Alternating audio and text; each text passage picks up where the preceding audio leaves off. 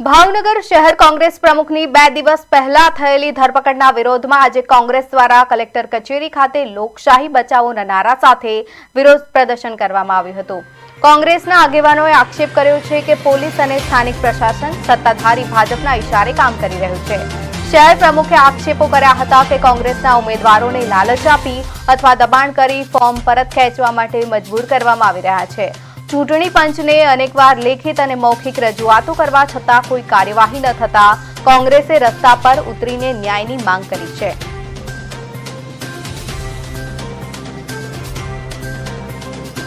લોકશાહી બચાવો ધરણા કાર્યક્રમ અંતર્ગત આ સ્થાનિક સ્વરાજની જે ચૂંટણી ચાલી રહી છે તેમાં લોકશાહીના મૂલ્યોનું એકદમ તમે કહેવાય ને કે લોકશાહીના મૂલ્યોને હાવ નેવે પર મૂકી દીધા એવી રીતે અત્યારે ચૂંટણી પંચ અને સરકારી તંત્ર ઉપયોગ કરી રહી છે।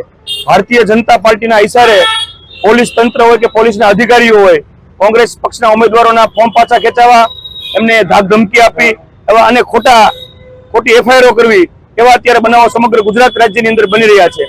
ત્યારે આ સરેઆમ લોકશાહીનું ખૂન થઈ રહ્યું એવું ચોખ્ખું દેખાય છે।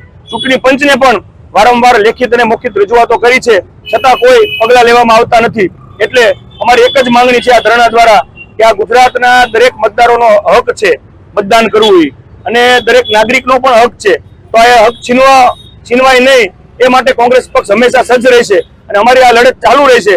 અને આવા અધિકારીઓ અને આવા જે પણ પોલીસ કર્મચારીઓ છે, પોલીસ અધિકારીઓ છે, એના ઉપર પગલાં ન લેવાય ત્યાં સુધી અમે આવા કાર્યક્રમો આપતા રહીશું।